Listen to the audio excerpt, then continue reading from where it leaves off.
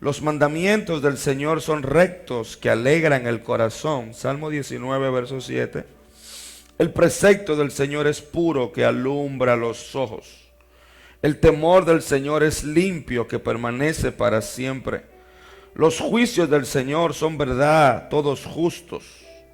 Deseables más que el oro, y más que mucho oro refinado, y dulces más que la miel que destila del panal.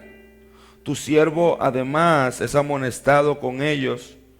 En guardarlos hay gran galardón. Los errores, ¿quién lo entenderá?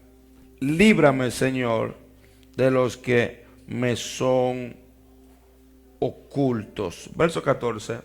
Sean gratos los dichos de mi boca y la meditación de mi corazón. Padre, en el nombre de Jesús, extienda su mano hacia mí. Una vez más, permíteme hablar tu palabra. Permíteme que tu palabra sea revelada, que tu palabra sea expuesta, Señor. Que los oráculos del cielo estén en mi lengua. Permíteme, Señor, hablar tu palabra. Úngeme para darla y unge el corazón de tu pueblo para recibirla.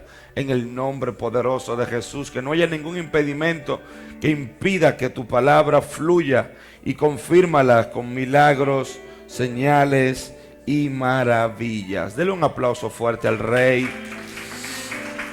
Sí, Señor.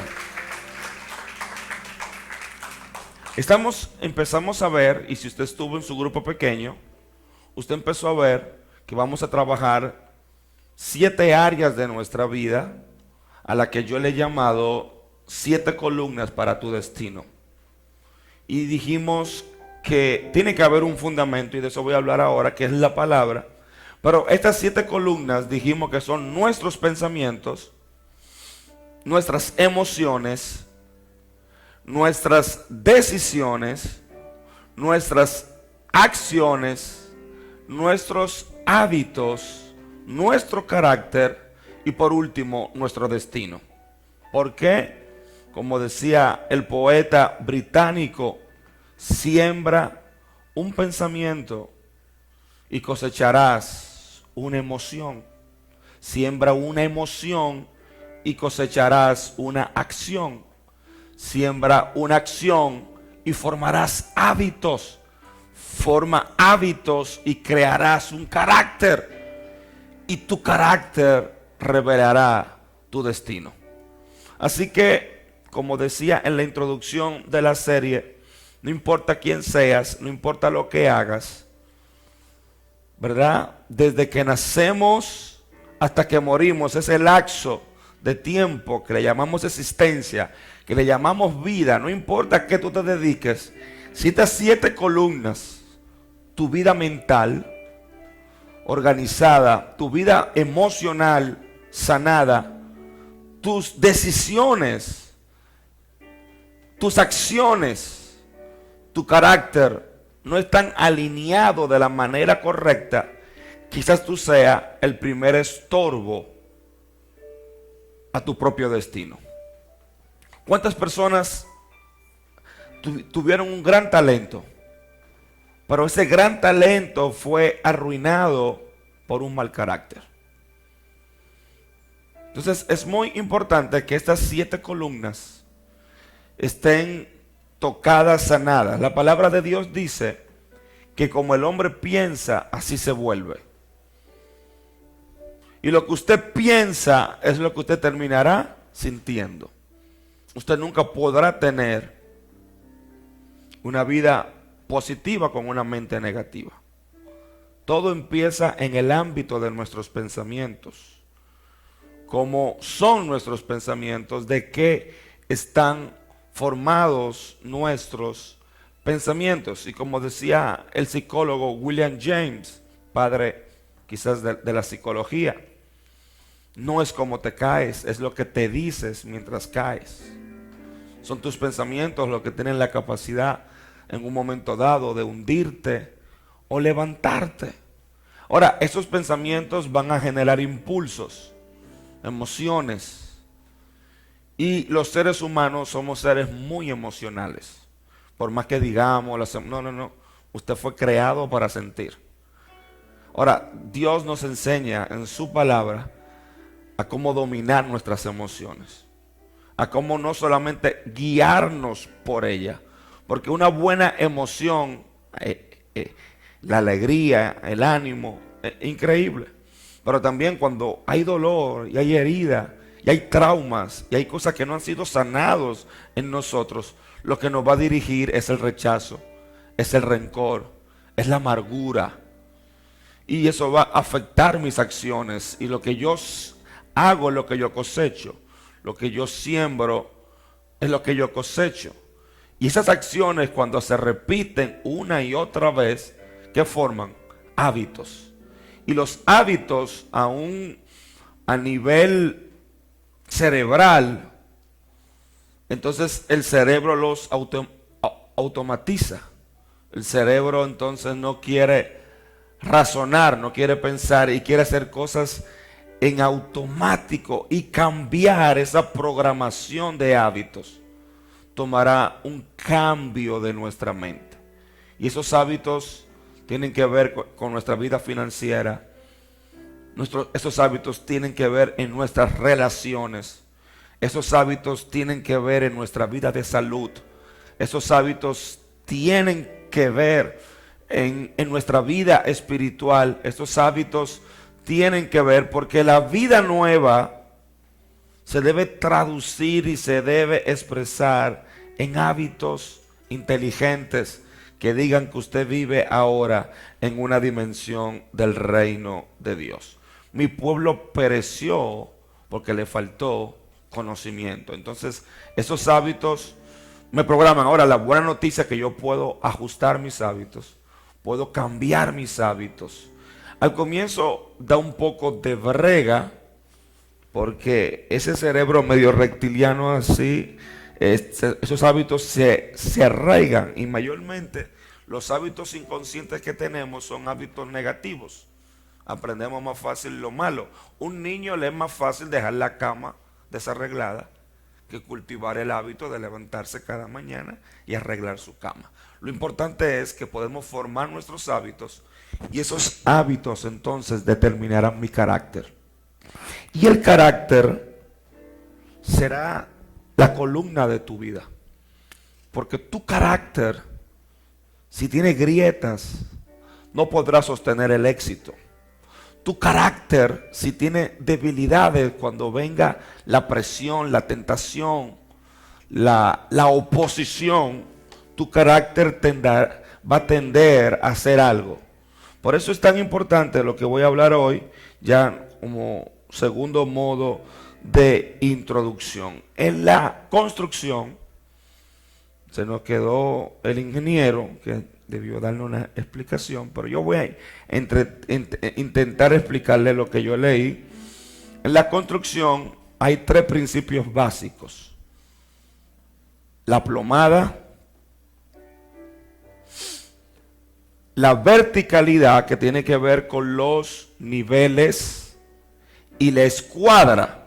Entonces yo le voy a explicar, Eduardo, súbete aquí un minuto, enfócate aquí, ¿verdad? La plomada es esto, a ellos, bueno, a la cámara está bien. La plomada es esto, mire. Y la plomada se usa para cuando usted va a poner las columnas. La plomada determina la verticalidad de la pared, del edificio. Si usted no hace un buen uso de la plomada, puede ser que usted dice, está derecha, pero cuando usted le ponga la plomada, está doblado. A simple vista, la pared o la columna puede parecer que está vertical, y hay unos principios de la plomada, de cómo se ajusta, cómo cae. Todo eso tiene que ver y va a definir cómo usted va a erigir una columna. Está bien. Nuestra vida necesita varias plomadas. En un momento dado, nuestros padres fueron nuestra plomada. Recuerde esos días donde usted pensaba que usted se la sabía toda. Y tu mamá te decía, ese muchacho no me gusta. ¿Quién tuvo? Esa juntilla que tú tienes. Y tú dices, pero mami, papi está atrás, papi no sabe. Y con el tiempo, cuando tú maduras y tienes tus propios hijos, usted dice, wow.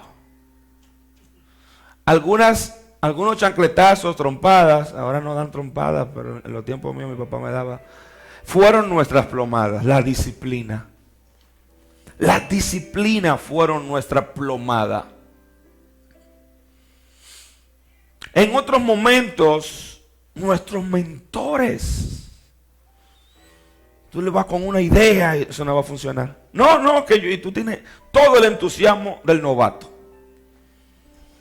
Pero el mentor tiene la experiencia. Entonces, no, eso no va a funcionar. Y ¿sabe qué hacemos nosotros a veces? Cuando somos inmaduros, nos resentimos con el mentor. Yo lo voy a hacer y le voy a demostrar. A que vean que yo sí. Pero no. Dice, wow, fulano tenía razón. Entonces, las plomadas determinan la verticalidad de una columna. Entonces, ¿con qué voy a alinear mis emociones? ¿Con qué voy a alinear mis pensamientos? ¿Con qué voy a alinear mis decisiones? ¿Con qué voy a alinear mis acciones? ¿Cuál va a ser el parámetro para medir mis hábitos? ¿Cuál va a ser la plomada que va a medir mi carácter?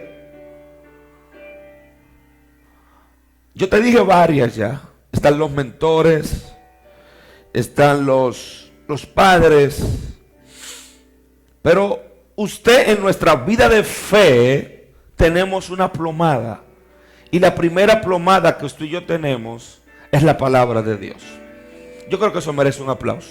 La primera plomada que tú y yo tenemos es la palabra de Dios. Jesús dijo, nadie edifica una torre sin antes calcular el costo. No vaya a ser que luego la deje por mitad. Tenemos que, desde cuando vamos a poner los fundamentos de nuestra vida, tener una plomada que nos dé verticalidad, que pueda determinar que va a ser fuerte, que va a ser resistente, porque después que una columna crece doblada, no queda otra opción que derribarla y empezar de nuevo. ¿Cuántas relaciones de amistad, de pareja, de negocios empezamos nosotros sin la plomada correcta? ¿Cuántos vínculos hemos hecho y no nos hemos permitido tener la plomada correcta? ¿Cuántas veces en las emociones, no, yo te voy a llevar a la plomada, yo te voy a sujetar a la palabra, yo te voy a sujetar a lo que Dios dice? Así que le voy a decir varias cosas. La primera, número uno. Hoy como nunca los creyentes, la iglesia, está recibiendo un ataque feroz del mundo hacia la verdad de las Escrituras. Hay un ataque feroz para desmeritar la palabra de Dios. Que la palabra de Dios no se ajusta a nuestros tiempos. De la duda sobre las Escrituras. Y lo vemos desde diferentes ámbitos, desde diferentes fuentes. Hoy vivimos en la posmodernidad. Ese es el pensamiento filosófico inconsciente que está dirigiendo este mundo actual. Estábamos viviendo una especie de modernismo y cambió el paradigma hacia la posmodernidad. Y uno de los fundamentos de la modernidad, de la posmodernidad, es que no hay verdad absoluta. Todo es relativo. todo es a según. No hay blanco ni negro, todo es como tú lo veas, todo es dependiendo. Por eso la gente de hoy usa una palabrita que usan mucho los jóvenes, la doble moral. Porque todo es según, todo es esto, según lo que yo creo. Entonces, ese ataque, el mundo no puede ser nuestra plomada. Hay un ataque feroz contra las escrituras. Pero Jesús dijo, conocerán la verdad y la verdad os hará libre. Hay una verdad. Jesús dijo, yo soy el camino y yo soy la verdad. La verdad es una persona. Hay algo más elevado que todos los pensamientos de la filosofía, de todas las ideologías. Hay una verdad céntrica. Jesucristo es la verdad. La palabra de Dios es verdad, es pura. La palabra de Dios es el centro y la iglesia es baluarte de la verdad.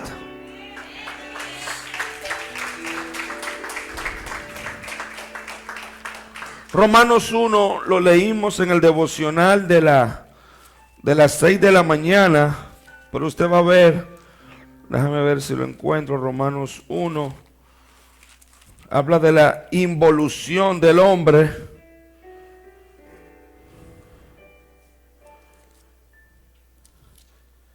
Dice, porque habiendo conocido a Dios, hablando de la naturaleza de la creación, 1:21, no le glorificaron como Dios, ni le dieron gracias. Antes bien se desvanecieron en sus inútiles razonamientos, y el necio corazón de ellos fueron entenebrecidos. Verso 25, y cambiaron la verdad de Dios en mentira. Usted sabe que Satanás en Génesis aparece como una serpiente, pero en Apocalipsis termina como un dragón. No es que él se hizo más grande, es que Satanás nada más tiene 4 poderes: tentarte, acusarte,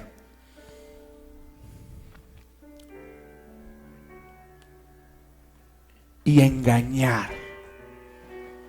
El poder del engaño hace grande al enemigo. Dice Apocalipsis 20 para el milenio que él es atado por 1000 años y luego engaña a toda la tierra. Es un engañador. Entonces nuestra vara diplomada de la palabra de Dios va a ser atacada. Si tú tienes una verdad que el mundo no aborrece, tienes que revisarte. Si tienes una verdad que el mundo no aborrece, tienes que revisarte, porque la palabra de Dios dice que nos aborrecerán. Y no estoy hablando cuando el cristiano comete alguna locura, de esos que usted ve ahora, muchachos que tienen problemas, sino por una verdad revelada. Así que hay un ataque feroz contra la palabra de Dios para que usted dude. ¿Cómo empezó la tentación desde el Edén? Con que Dios ha dicho. Cuando Eva dudó de lo que Dios dijo, entró el engaño. Entonces usted más que nunca va a tener que poner su vida mental, su vida emocional, sus acciones, sus decisiones, sus hábitos y su carácter con la vara diplomada de la palabra de Dios. Segundo, y hoy estoy enseñando, no sé, cada vez que me pongo este traje enseño, no sé por qué. Dese cuenta, la madurez espiritual, y esto es muy poderoso lo que voy a decir, se refleja cuando usted logra desarrollar una cosmovisión bíblica. Por favor, yo creo en el mover del Espíritu Santo. Yo he visto gente llorar, yo he visto endemoniados, yo he visto sanados, yo he visto gente hablar en lenguas. Creo en todo eso.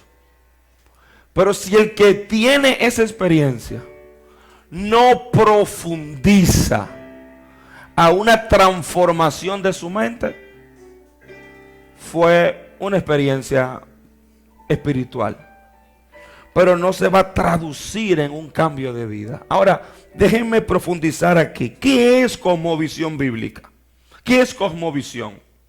Cosmovisión es mi forma de ver el mundo, de interpretarlo, de ubicarme en él y cómo esto afecta mi relación con lo que me rodea. Te lo voy a repetir. Mi cosmovisión es la forma de yo ver, interpretar, cómo me ubico y me relaciono con lo que me rodea. Según tu cosmovisión bíblica se van a formar tus valores. ¿Por qué se han perdido los valores? Los valores no se perdieron.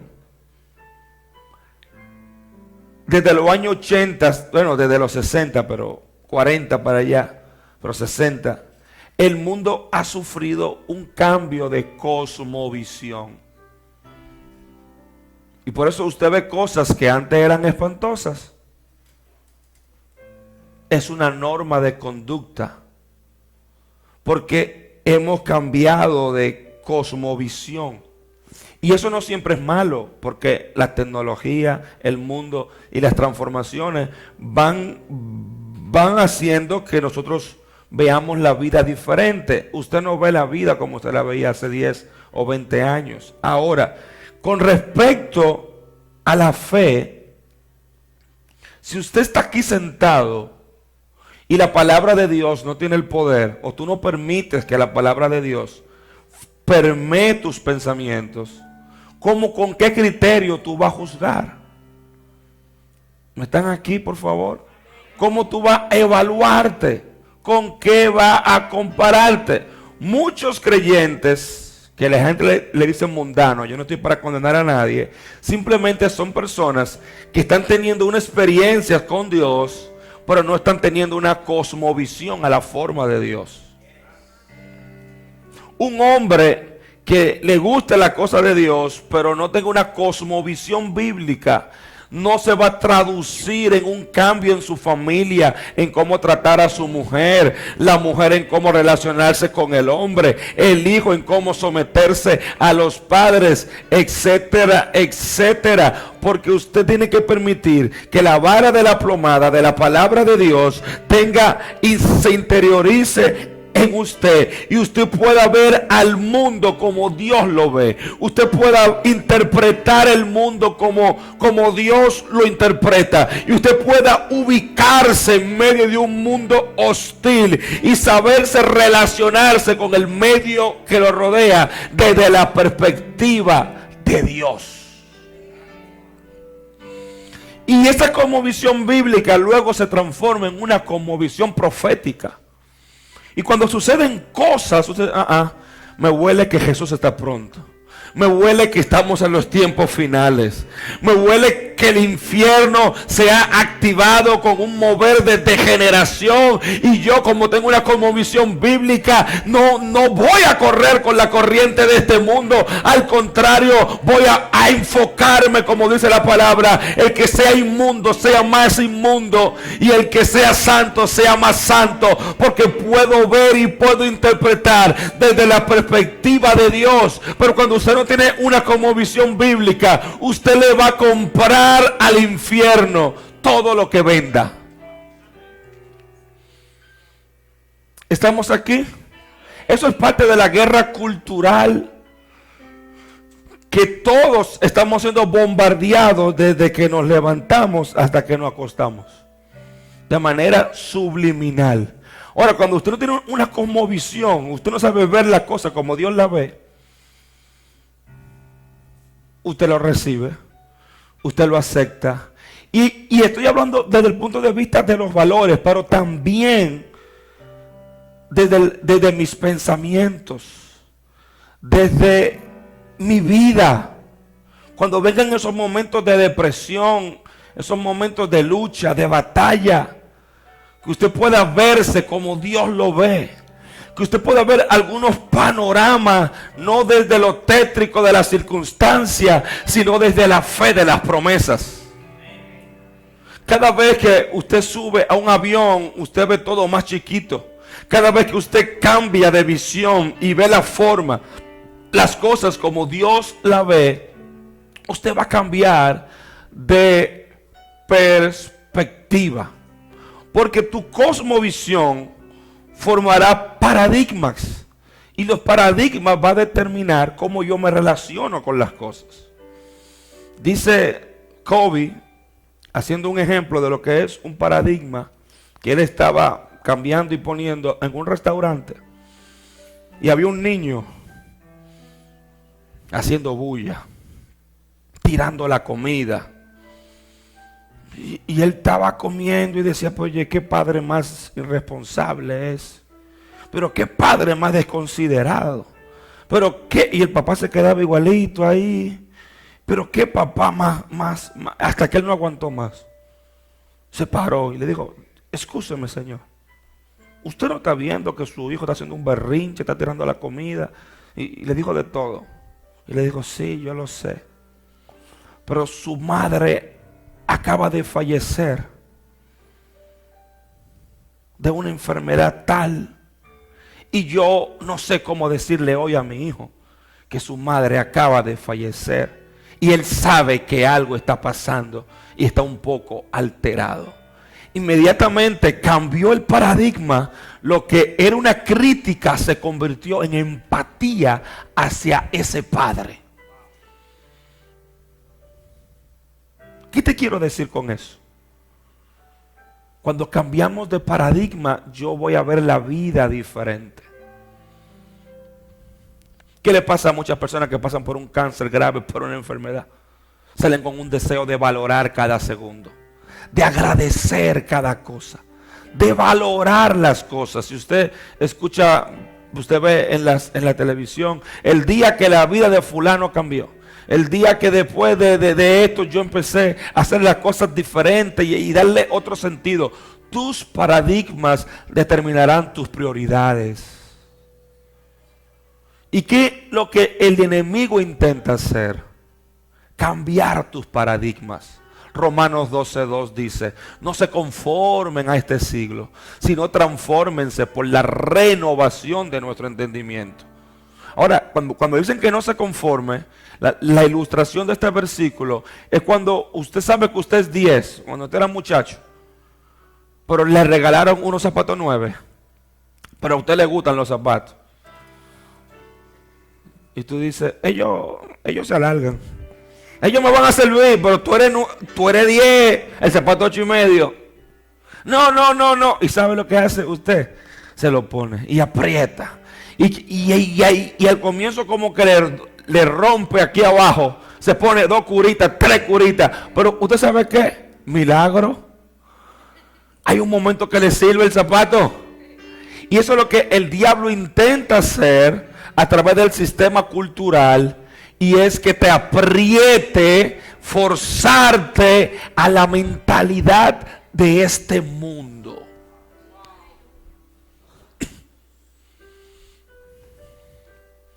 Si usted tuviera una cosmovisión bíblica, hay canciones que usted no cantara. Ni hay música que usted no bailara. Y hay relaciones que usted no tuviera. Y hay cosas que usted no se atrevería a hacer.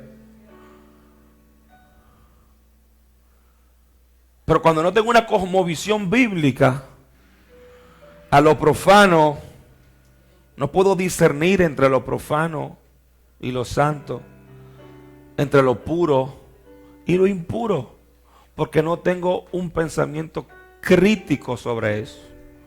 Mi vida cristiana solamente es un aliciente psicológico, espiritual, para que la lámpara de Aladino que está en la Biblia me resuelva mis problemas.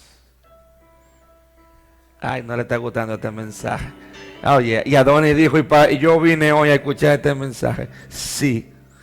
Ahora repito el segundo pensamiento. Tu madurez espiritual, ya cuando te has madurado en Cristo, Cuando usted ha madurado en Cristo, usted va a ver las cosas. Y me enfoqué en lo del mundo y la guerra cultural.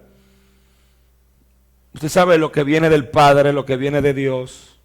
Dice que los deseos de la carne, los deseos de los ojos y la vanagloria de la vida no proviene del Padre. Pero igual, cuando te levantes en ciertas circunstancias en tu vida y tus emociones te griten algo y tu carácter endeble quiere repetir algunos ciclos de decisiones malas en tu vida, tú tendrás un criterio de fe para levantarte y decir: parece muerto, parece que hiede, pero no es lo que Dios ha dicho. Parece que me voy a hundir, pero Dios dijo: crucemos al otro lado. Oh, parece que es el final, pero yo creo que es el comienzo, porque ya no te limita esta visión de las cosas. Le decían a Jesús: maestro, está muerto. Y Jesús le dijo: cállense, que solo duerme.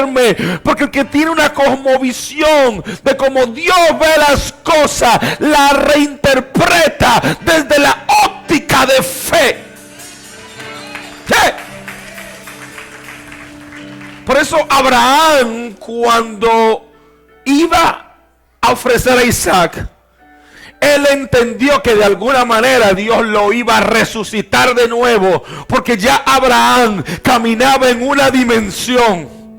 Y ya usted se vuelve raro, porque mientras más apretado se pone, déjeme ser dominicano, por favor. Usted me deja ser un poco dominicano, me deja usar algún dominicanismo. Mientras la vaina se pone madura, usted dice: wow, bendición viene. Oh, mientras más me oprimen, más grande será más la multiplicación. Mientras más te calumnian y dicen: algo hice que enojé al diablo. Oh, esto es gasolina para el fuego. Y mientras todo se pone más difícil, ya tú hueles y dices: no, algo grande viene. Algo grande viene. Algo está a punto de venir. Oh, he sido descubierto en el infierno. Y hay una contención. Cuando usted tiene una cosmovisión bíblica, no solamente usted discierne los valores, los principios del reino, sino que usted tiene una óptica y un olfato de fe.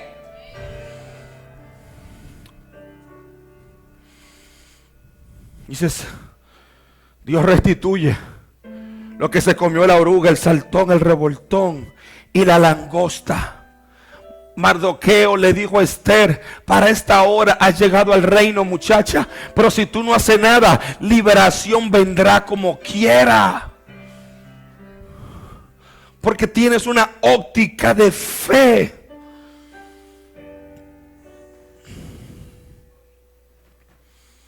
Y usted dice: quiero llorar. Y no está mal llorar, yo a veces lloro.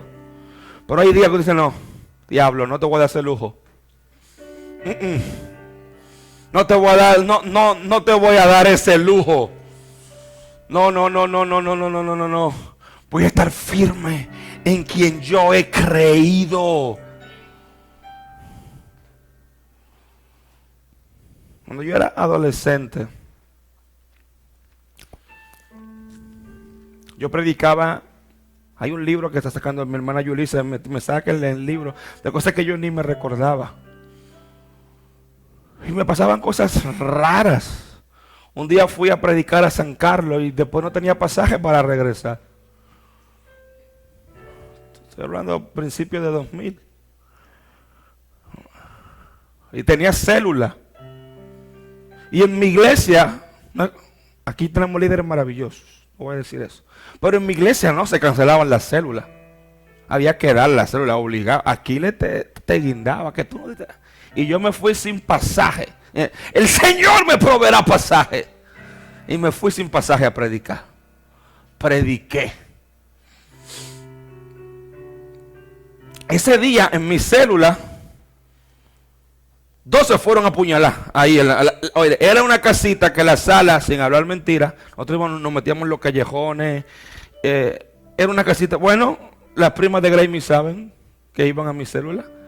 Mire, esas niñas iban, hoy son cristianas, Oye, iban con su ropa de la discoteca puesta, porque de ahí se iban para la discoteca. Y yo, Señor, ¿y qué yo hago aquí? Esta niña no están recibiendo, ¿no? Pero después la palabra llegó, porque la palabra no regresa vacía.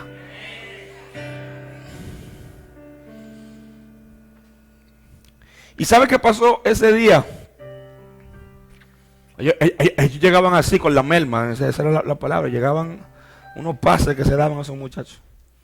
Ganamos 500 jóvenes nosotros allá en San Carlos. Algunos se convirtieron, otros perseveraron, otros los mataron, otros le echaron ácido del diablo, otros le dieron tiros, porque sí, porque hay gente que te ve predicando y piensa que no, hermano. Yo empecé predicando en las cárceles, yo empecé predicando en los barrios, porque a mí no me daban púlpito ni me daban oportunidad en mi iglesia. Y yo entendí entonces que mi púlpito era la esquina. Sí, porque ahora hay gente que si no en un púlpito no hace la obra del ministerio, ¿no? Yo empecé predicándolo en los barrios. Y esos dos muchachos ese día, yo no sé, se miraron mal y se fueron a puñaladas. Y a cuchillo. Y yo tenía una fe que yo no tengo ahora. Yo me puse en el medio a separarlo. Yo digo, Dios mío, o yo estaba loco, o tu poder estaba conmigo. Y yo no, pues el Señor dice. Y cosas, no tengo esa fe ahora. Ahora la lógica me ha hecho daño. Los muchos libros me han hecho daño. Y yo suelto, era muy flaquito, me estaba muriendo, pero ¿sabe qué pasó?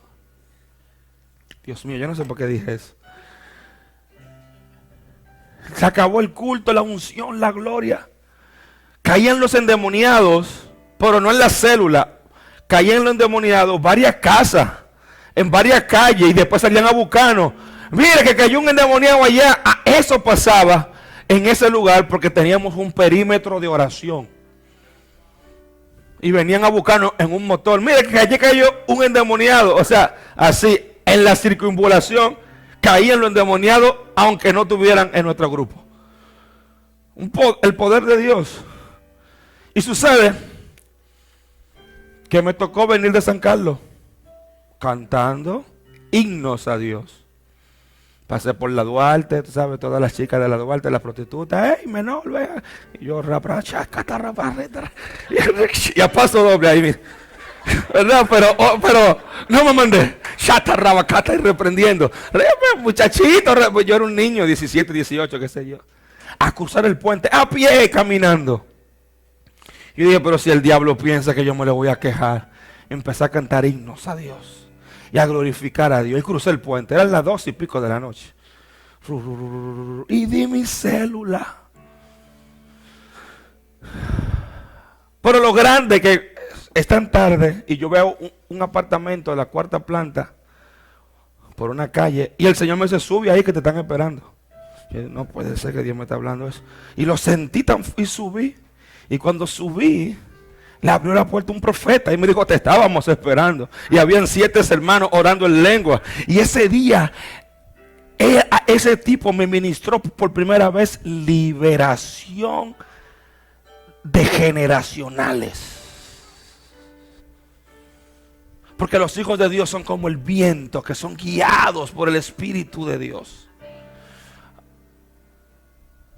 Si yo hubiera ido en mi carrito público, no llego allá. ¿Qué te quiero decir con esto? Tenemos una vara desplomada que es la palabra de Dios. El Salmo 19,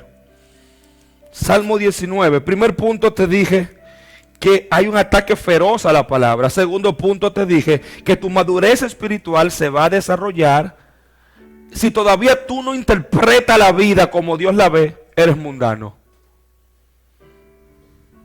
Y te voy a decir algo, ese proceso de desintoxicación, de tener una cosmovisión del reino, toma años.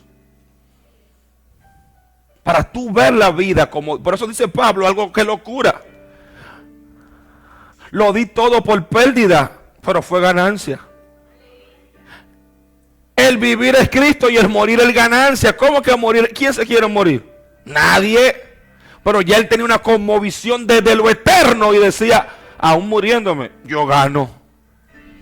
Aún perdiendo, gano. Cuando tú tienes los valores del reino, yo he rechazado oportunidades de cosas que a mí me han dicho. Vamos a hacer, No, perdiendo gané porque fui íntegro. Ahora, si usted va a comprar el sistema de este mundo, nada es nada y todo es nada. Y si usted tiene 2 pesos y 2 tenis, ya usted tiene la pámpara prendida y usted tiene... Pero dice la Biblia, ¿de qué te sirve ganar el mundo si al final pierdes tu alma? ¿De qué te sirve ganar el mundo si al final pierdes tu alma? Y vivimos en un sistema que los rectos somos como los idiotas. Estamos aquí para no usar una palabra más dominicana por las cámaras, para que en YouTube no lo editen. Entonces yo necesito una cosmovisión bíblica. Muy bien, ¿cuál es mi vara de plomada? La palabra de Dios. Salmo 19 dice, verso 7, la ley del Señor es perfecta, que convierte el alma. Y aquí, ya yo lo leí, te da 7 descripciones de la palabra, de la plomada. Número 1, ley. Número 2, testimonio. Número 3, mandamiento. Número 4, precepto. Número 5, temor. Y número 6, juicios. La ley del Señor es perfecta, que convierte el alma. El testimonio del Señor hace sabio al sencillo. Los mandamientos del Señor son rectos. El temor del Señor es limpio. Y los juicios del Señor son verdad, todos justos. Nuestra vara de plomada es su ley, su testimonio, sus mandamientos, su precepto, su temor y sus juicios. Luego te da 6 descripciones de la palabra. Es perfecta, es fiel, es pura, es limpia y es verdadera. Y luego te da los 6 efectos de la palabra de Dios. Número 1, convierte el alma. Una versión dice, aviva el alma. Eso quiere decir que transforma los pensamientos. Por eso ella es mi vara de plomada para mis pensamientos. Por eso dice, mis pensamientos son más altos que tus pensamientos. Y yo guardaré en completa paz cuyo pensamiento en mí persevera. 2, afecta las emociones, porque dice que la palabra de Dios alegra el corazón. Que alegran el corazón. La palabra de Dios afectará mi vida pensante, pero también transformará mi vida emocional, porque el reino de Dios es gozo, paz y justicia en el Espíritu Santo. Pero la palabra también afecta mis decisiones, porque dice que hace sabio al sencillo. Cuando me toque decidir, ella me va a dar la sabiduría para escoger. Porque la sabiduría es el arte de tomar buenas decisiones. La sabiduría es pensar antes de hacer. La sabiduría es un buen decidir. Hay personas muy inteligentes, pero no son sabios. Es más, se ha descubierto, lo que saben de neurociencia, que a veces las personas más inteligentes en un área de su vida cometen las peores decisiones. Entonces la palabra de Dios te hace sabio. 4, tus acciones alumbra los ojos. Alumbra los ojos. 5, afecta tu carácter, porque permanece para siempre. Y asegura tu destino, porque todos sus caminos son justos.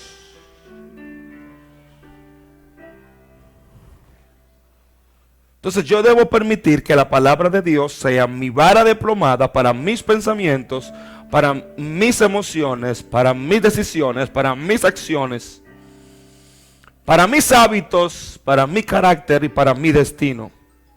Déjame ver si voy cerrando. Número 1, 3 consejos prácticos. Entonces, desarrolla una reverencia ante la palabra de Dios. Isaías 66, verso 2. Dios le da un trato diferencial al que se relaciona con su palabra. Dice, pero este hombre miraré, al que es humilde y contrito de espíritu y tiembla ante mi palabra. Usted debe de pedirle a Dios que nos dé un corazón que tiemble ante su palabra. Hay personas que ya están tan relacionadas con la iglesia que ya están vacunados. Saben tanto, hacen poco, que ya la palabra de Dios no hace efecto en ellos. Están inmunizados a la palabra. Conocen demasiado, pero ha permitido que cale tan poco. Dios te tiene que reverenciar la palabra. Dice que son más deseables que más dulces que la miel y más preciosos que el oro. Perdónenme, no voy a sentir que le estoy tirando puya, pero algunos de ustedes ni Biblia tienen. Ni Biblia tienen. Usan la excusa de que tienen la Biblia en el celular, pero mentira, es que ni Biblia tienes.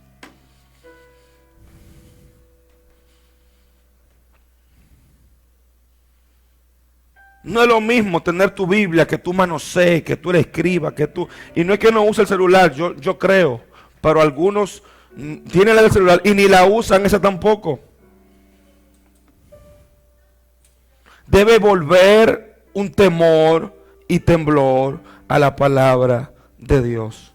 Número 2, desarrolla una vida con la palabra. Salmo 19:11, me sirven de advertencia. Tu siervo es amonestado con ellos. Y el premio es grande si se cumple con ellos. Tienen gran galardón.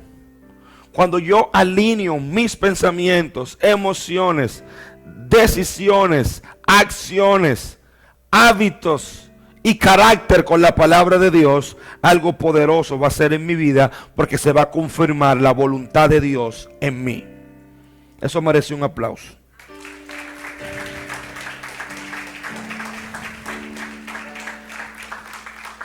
Muchas veces Dios deja de hablarnos porque nos habló una vez y no hicimos nada.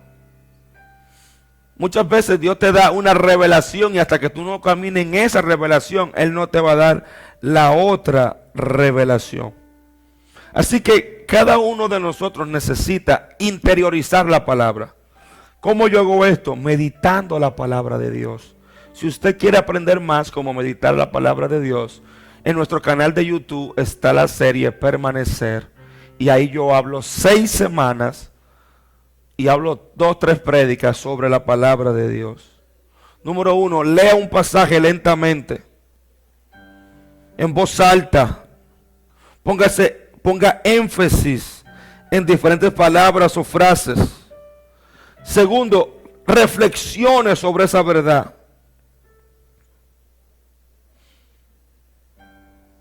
Hágale preguntas a ese texto. Léalo en voz baja, en voz alta. Descanse en la palabra. Usted puede empezar con el Salmo 23 y empezar a reflexionar, a interiorizarlo. Es para mí, ¿para qué me sirve? ¿Qué promesa está ahí? ¿Qué propósito Dios revela? Que tú no tengas un día sin que tú estés interiorizando la palabra de Dios. Muchas personas pasan más tiempo interiorizando el miedo, el temor, la frustración que la palabra. Y luego cuando te toca usar tu fe, no hay nada en ti. Estás vacío, porque la fe es por el oír y el oír por la palabra de Dios. Y esto no te va a hacer inmune a los bajones emocionales ni a los pensamientos. No. Pero tendrás una respuesta ante ellos. Con esto termino. La palabra de Dios es nuestra vara de plomada. Y la palabra de Dios va a llegar a tu vida en 3 formas. En 3 estados. 3 estados de la palabra de Dios. Número 1, el logos. El logo es la palabra general de Dios. Es la palabra universal. Es todo lo que Dios ha dicho en su palabra. Ese es el logos. Jesús era el logo. Dice que al principio él era el verbo y el verbo era con Dios y el verbo se hizo carne. Número 2, un rema. O sea, mira, ¿qué es un rema? Es una pequeña porción de las Escrituras que en un momento dado es iluminado, vivificado por el Espíritu Santo como una respuesta para ti. Del logos vendrá un rema.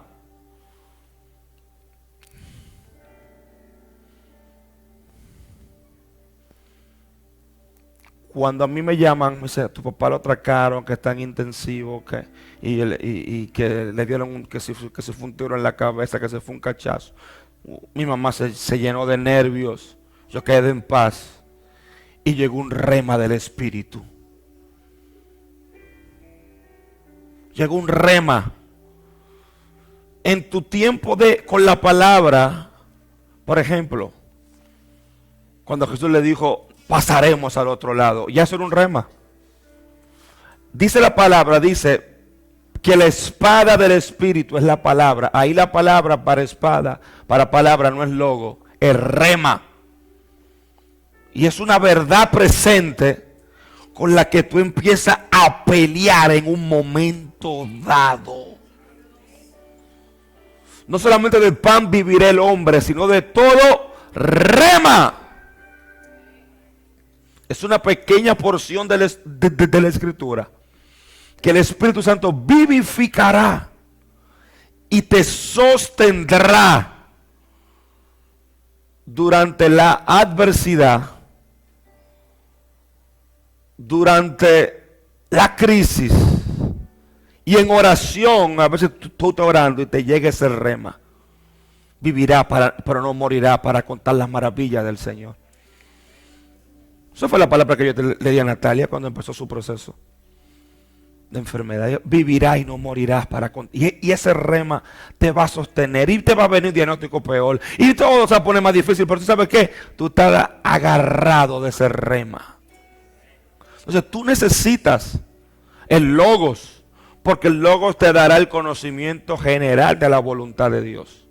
Pero en momentos de crisis, es más, yo me atrevo a decir que no habrá una temporada sin que Dios no te deje sin un rema. Ahora, que tú lo hayas recibido, que tú lo hayas captado, que tú hayas sido diligente en buscarlo, son otra cosa.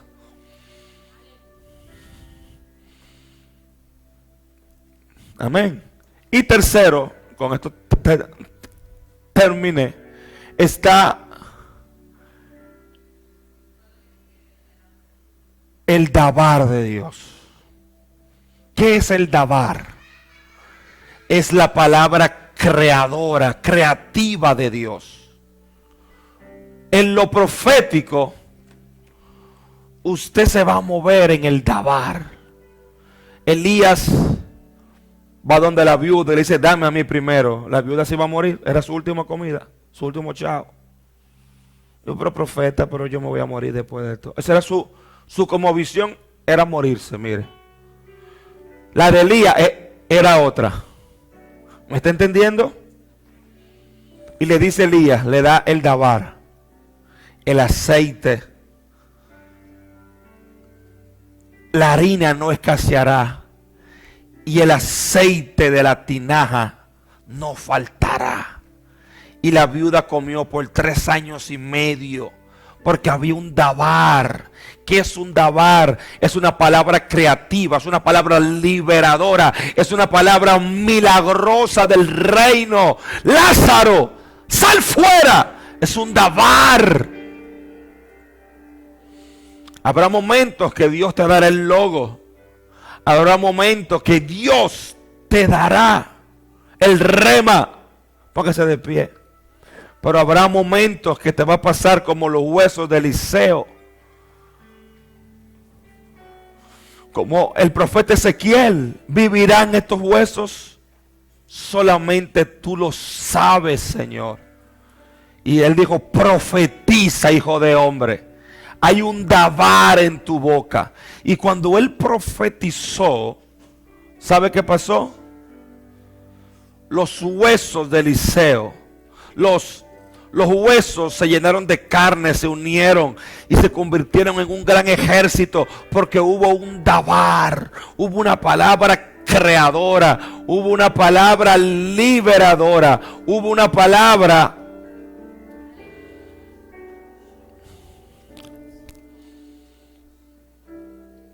un dabar. ¿Qué te quiero decir con esto? Tus pensamientos, tus emociones, tus decisiones, tus acciones, tus hábitos y tu carácter deben ser sostenidos por el logos, por el rema y por el dabar. Un logos para que te dé sabiduría. Un rema para usted pelear. Y un dabar milagroso para usted crear. Ha tenido parejita, Dios ha dado un rema.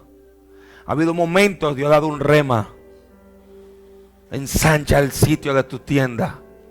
Muévete, son pequeñas confirmaciones del Espíritu Santo. Y agarrado en ese rema, cruzarás al otro lado. Pon tus manos al cielo.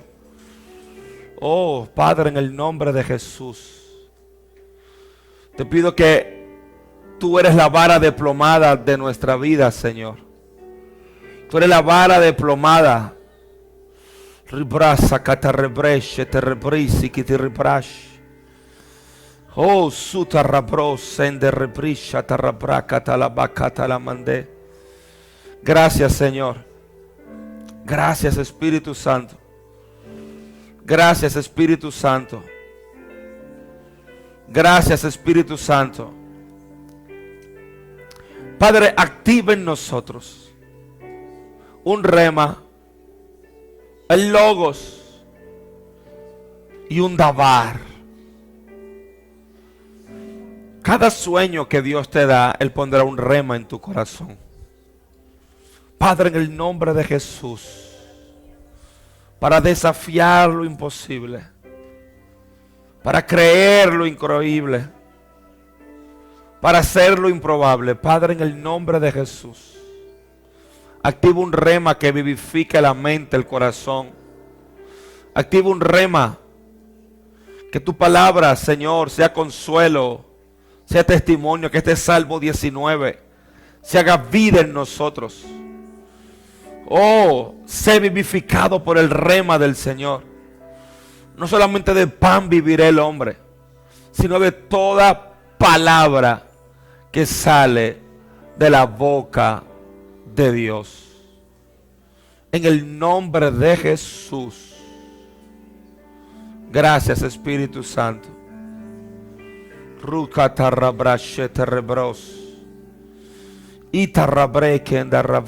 Úngenos para escuchar tu voz.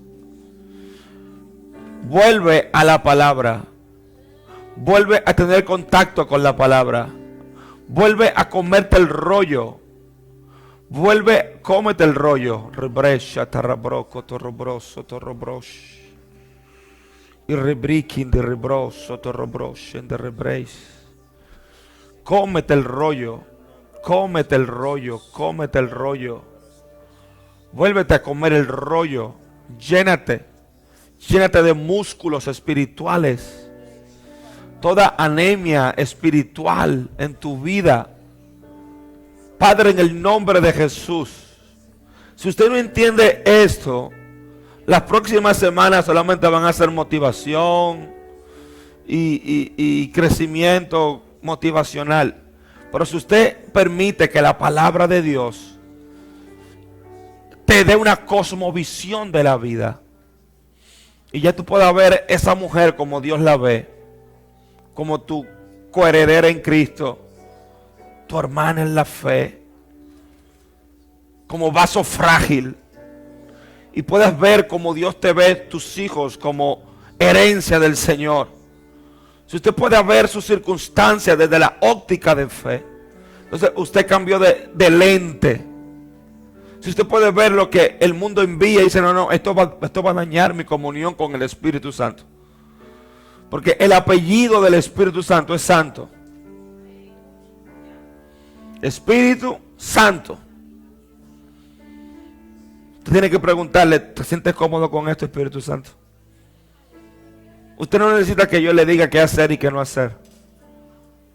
Usted necesita comunión con el Espíritu Santo. Ahora, Dios te va a dar un dabar para que tú le hables. El centurión dijo, envía la palabra. Envía el dabar. Envía la palabra. Envía el dabar. Envía la palabra. Él envía el dabar. Dígale, Espíritu Santo, lléname del logos. Dame un rema. Y pon en mi boca un dabar. Pastor, ¿cuándo viene los dabares a tu vida? En oración. Cuando el espíritu profético cae. ¿Sabe algo? La higuera seca le ministró a Jesús. Pero Jesús tenía un rema. Le dijo, sécate, sécate, sécate. En el nombre de Jesús. Oh, robroso, cotorrebreis. Y tiribrosa, catarrabrei. Algunos de ustedes Dios le va a dar oídos nuevos. Dios está ahora mismo limpiando oídos. Para escuchar tu voz. Para escuchar tu palabra. Señor, haz sabio al sencillo. Oh, anhelamos tus mandamientos, tus palabras, tus preceptos, tus conceptos. Tu alma te va a decir abandona, ríndete. Pero la palabra te va a decir persevera, un round más. Lo mejor está por venir, lo mejor está delante. Permite que la palabra de Dios regule tu mundo pensante, transforme tu mundo pensante. Señor, en el nombre de Jesús, gracias. Danos la unción. Danos la unción para que tu palabra ministre nuestra mente, nuestras emociones, nuestras decisiones, nuestras acciones, nuestros hábitos. Que estemos cautivos por tu palabra. Y puedas llevar cautivo todo pensamiento a la obediencia a Cristo Jesús. En el nombre de Jesús. Oh, gracias, Señor. Gracias, Espíritu de Dios. Gracias, Señor. Gracias, gracias, gracias, gracias, gracias. Gracias. Poderoso Dios. Poderoso Dios. Poderoso Dios. Poderoso Dios. Vamos a tomar nuestras ofrendas para cerrar esta reunión. En los días de hambre, de escasez, usted necesita el dabar del Señor. Que sea el dabar sobre ti, sobre tu casa, donde la harina no escasee y la tinaja de aceite no falte. Señor, gracias. Empieza a atarte a la palabra. Libera un rema, libera un dabar. Libera un rema, libera un dabar. En el nombre poderoso de Jesús. Gracias, Señor. Oramos por todo. Nos ponemos de acuerdo.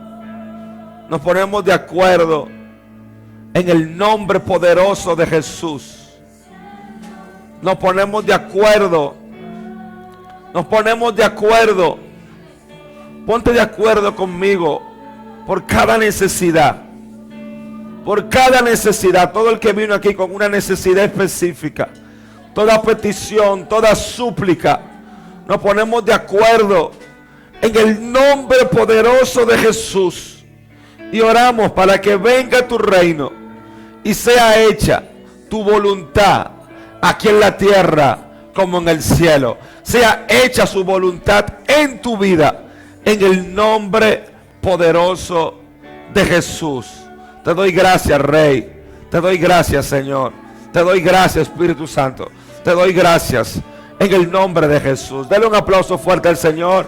Sea bendecido. Espero que a partir del lunes estemos conectados. Voy a estar subiendo los devocionales en su grupo pequeño. Y usted sabe ya que la vara desplomada que le dará verticalidad a cada columna es la palabra del Señor. Bendiga a alguien, puede ofrendar y nos vemos.